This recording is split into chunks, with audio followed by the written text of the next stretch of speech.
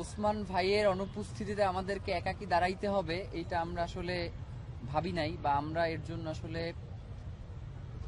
মানসিকভাবে প্রস্তুত ছিলাম না।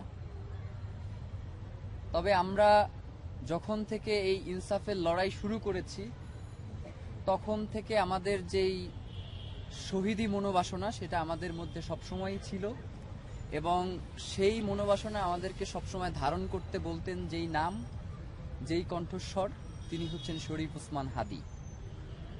শরীফ ওসমান হাদীর পরিবার হসপিটালে আছেন।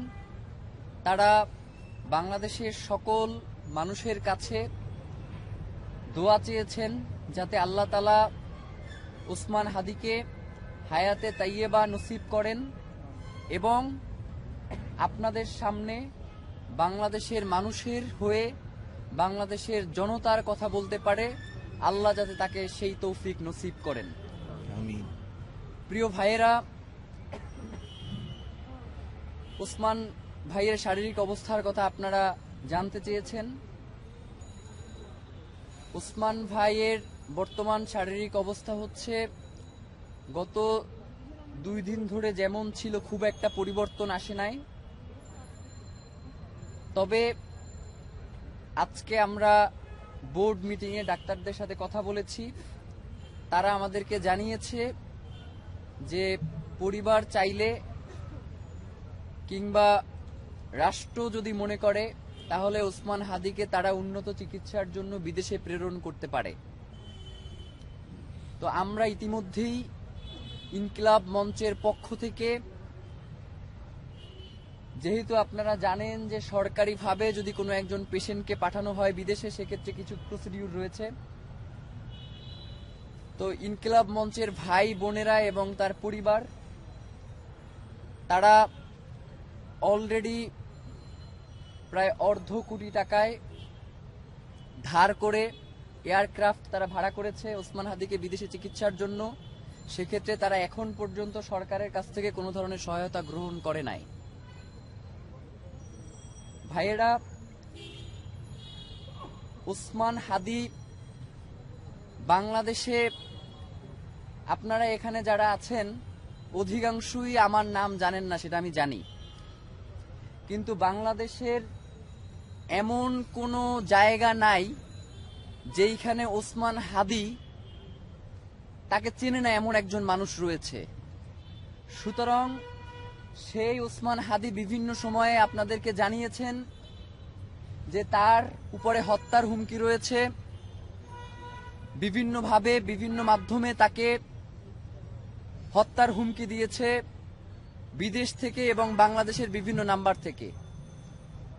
এবং শাহবাগ থানায় গত ডিসেম্বরে একটা জিডিও করা হয়েছে, এবং এই হামলার কিছুদিন সপ্তাহখানেক আগেও ওসমান হাদী নিজের প্রোফাইলে একটা পোস্ট দিয়েছিলেন, এবং সেখানে তাকে যারা হত্যার হুমকি দিয়েছিল তাদের নাম্বার সে পাবলিক করে দিয়েছিল। বাংলাদেশ সরকার যারা দায়িত্বে রয়েছেন, যে সকল গোয়েন্দা সংস্থা, অত্যন্ত হাস্যকর বিষয় যে ওসমান হাদীর যেই তার উপরে যে আক্রমণ হয়েছে এখন পর্যন্ত আপনারা যেই ফুটেজ দেখেছেন বা যাদেরকে শনাক্ত করা হয়েছে এইটা আসলে কোনো গোয়েন্দা সংস্থা করে না, আমরা শনাক্ত করে তাদের কাছে এই ফুটেজ পাঠিয়েছি।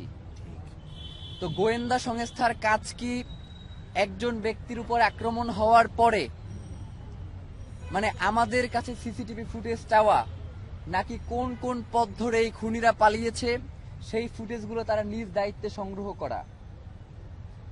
রাত 10টার সময় সিআইডির একটা টিম এই হসপিটালে এসেছে, রাত 2টায়, দুঃখিত, তো রাত 2টায় ঘটনা হচ্ছে দুপুর 2টার, আর তারা এসেছে রাত 2টায়। মানে এটা তো একজন খুনির জন্য পালিয়ে যাওয়ার জন্য যথেষ্ট সময়। সুতরাং আমাদের কাছে স্পষ্ট মনে হয়েছে যে বাংলাদেশের যে গোয়েন্দা সংস্থাগুলো রয়েছে তারা সম্পূর্ণভাবে এক্ষেত্রে অসহযোগিতা করেছে, এবং জুলাইয়ের এই যে শক্তি যারা বাংলাদেশকে ধারণ করে, আমার কাছে মনে হয় যে এখনো গোয়েন্দা সংস্থার মধ্যে এমন কিছু লোক রয়ে গেছেন যারা এখনো চাচ্ছে না যে বাংলাদেশ তার স্বাধীনতা সার্বভৌমত্ব ফিরে পাক, দীর্ঘ 17 বছরে বাংলাদেশের স্বাধীনতা সার্বভৌমত্ব যেভাবে দিল্লির কাছে মাথা নত করেছিল, তারা এখনো সেই প্রচেষ্টা চালিয়ে যাচ্ছে। এবং ইতিমধ্যেই আমরা সংবাদ মাধ্যমের জানতে পেরেছি, এটা সম্ভবত 5 থেকে 10 মিনিট আগের ঘটনা, যে তারা বলেছে যে খুনি আমাদের প্রতিবেশী রাষ্ট্র ভারতে পালিয়েছে। আপনাদের কাছে একটা কথা জানতে চাই যে বাংলাদেশে যারাই এবং যখনই কোনো গুম, খুন এবং হত্যা হয়, সেই খুনির আশ্রয়দাতা অটোমেটিক্যালি ভারত হয়ে যায়। তো একটা প্রতিবেশী রাষ্ট্রের দায়িত্ব কি তার পার্শ্ববর্তী রাষ্ট্রের যে নিরাপত্তা, যারা বিঘ্নিত করে তাদেরকে আশ্রয় দেয়া, নাকি তার পার্শ্ববর্তী রাষ্ট্রের নিরাপত্তা যাতে কোনোভাবে ব্যাহত না হয় সেই দিকে সহযোগিতা করা? আমরা ইনকিলাব মঞ্চের পক্ষ থেকে আপনাদেরকে জানাতে চাই, যদি সত্যি সত্যি ভারতে এই খুনি পালিয়ে থাকে, তাহলে যেন অতি দ্রুত বাংলাদেশ সরকারের পক্ষ থেকে ভারতকে আহ্বান জানানো হয় খুনিকে হস্তান্তরের ব্যাপারে।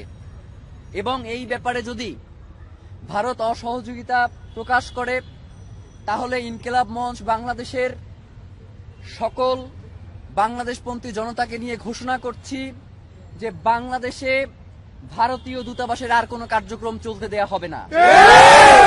যেই রাষ্ট্র বাংলাদেশের স্বাধীনতার সার্বভৌমত্বকে বিনষ্ট করে দিতে চায়, যারা বারংবার বাংলাদেশের এই মানচিত্রে যারা থাবা বসিয়েছে, তাদেরকে আশ্রয় দিয়েছে, এবং এই খুনি পতিত স্বৈরাচার হাসিনাকে যারা এখন পর্যন্ত লালন পালন করছে, সেই রাষ্ট্রের সাথে বাংলাদেশের সুসম্পর্ক থাকবার আর কোনো কারণ হতে পারে না।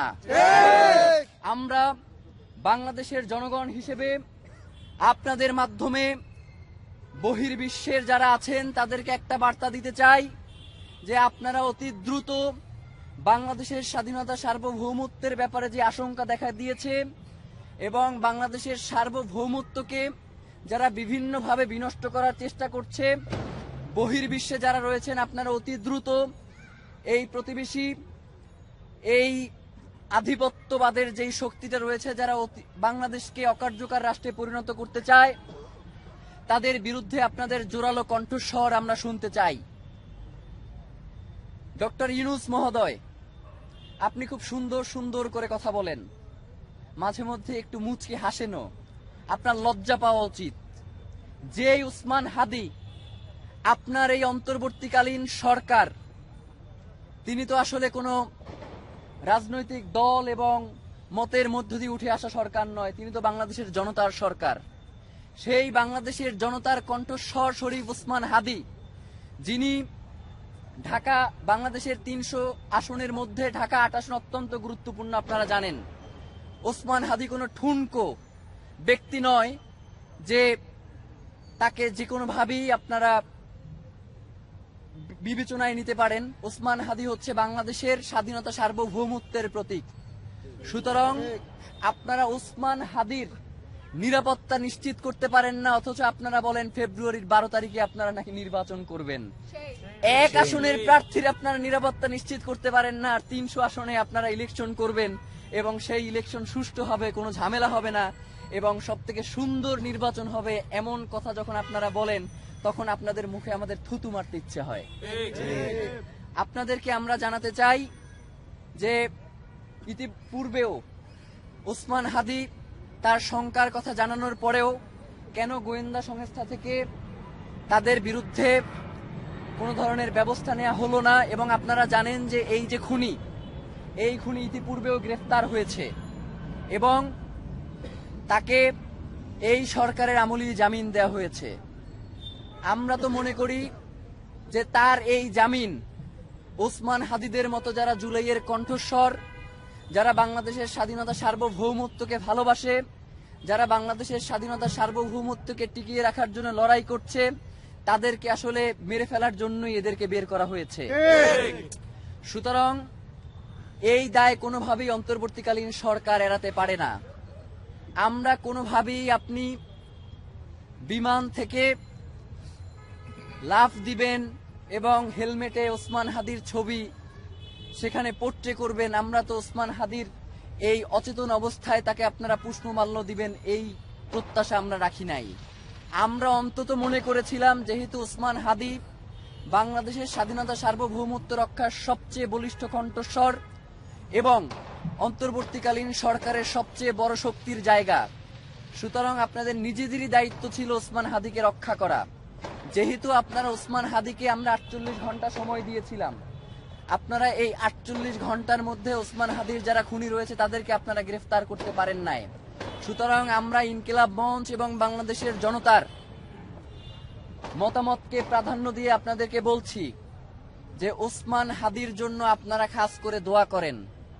আল্লাহ না করুক ওসমান হাদির যদি কিছু হয়ে যায়, ওসমান হাদি যেই দিন যদি আল্লাহ না করুক কোনো কারণে সে নিঃশ্বাস বন্ধ করে, সেই দিন এই অন্তর্বর্তীকালীন সরকারের শেষ দিন।